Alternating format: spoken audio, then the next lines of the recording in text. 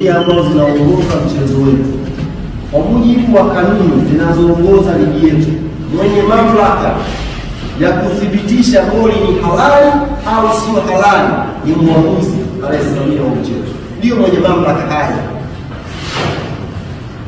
ndio mwenye mamlaka hayo, mwamuzi, kwa mujibu wa sheria zote, sheria za FIFA, sheria za CAF na kanuni zinazoongoza ligi yetu. Mwenye mamlaka ya kutamka na kuthibitisha kwamba goli hili ni halali au goli hili sio halali ni mwamuzi wakati wa mchezo husika.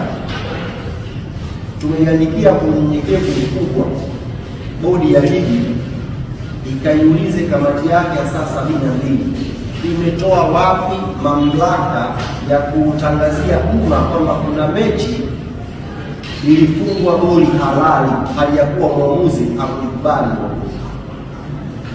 Tunataka tujue ripoti hiyo iko kwenye ripoti ya mechi au nani amekuwa na hayo mamlaka ya kuzidi mwamuzi wa mchezo kuthibitisha goli hili halali au sio halali, ikihusisha klabu yetu ya Young Africans Club na ikihusisha timu nyingine tofauti. Baada ya kupitia taarifa hiyo kwa kina na kupokea maswali mengi kutoka kwa wanachama na washabiki wa klabu yetu juu ya taarifa hiyo ambayo ilitolewa na kamati ya uendeshaji na usimamizi wa ligi, uongozi wa klabu ya Young Africans kupitia kamati yake tendaji umeiandikia bodi ya ligi kuu Tanzania ikihitaji ufafanuzi, tukihitaji maelezo juu ya mambo kadhaa ambayo tumeyaona kwenye taarifa hii ya uendeshaji au kamati ya sasa. Yako mambo matano ambayo uongozi wa klabu ya Young Africans umeandikia bodi ya ligi kuu Tanzania tukihitaji maelezo, ufafanuzi, tafsiri na miongozo mbalimbali ambayo imetumika na kamati ya saa 72 kwenye kuhukumu baadhi ya mambo au baadhi ya mambo ambayo tuliona hayakutolewa maamuzi yoyote na kamati. Jambo la kwanza ambalo uongozi wa klabu ya Young Africans umeiandikia bodi ya ligi tukihitaji ufafanuzi ni kuhusu adhabu ya mchezaji Selemani Mwalimu.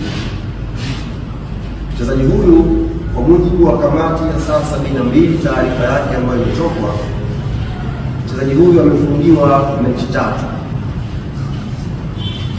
Mchezaji huyu amefungiwa mechi 3, lakini sote sisi ni mashahidi. Msimu huu wapo wachezaji 5 ambao wamefanya makosa yanayofanana na mchezaji Selemani Mwalimu, lakini wachezaji hawa 5 akiwemo Ibrahim Baka wa klabu ya Young Africans, akiwemo Vital Bayani wa klabu ya Mbeya City, akiwemo Alassane Kante wa klabu ya Simba, Jonathan Soa wa klabu ya Simba na Khalid Aucho wa klabu ya Singida Black Stars. Wachezaji hawa 5 wamefanya makosa yanayofanana na mchezaji huyu Selemani Mwalimu, lakini tumeona kamati ya saa 72 ikihukumu kwa kanuni tofauti juu ya adhabu za matukio yao.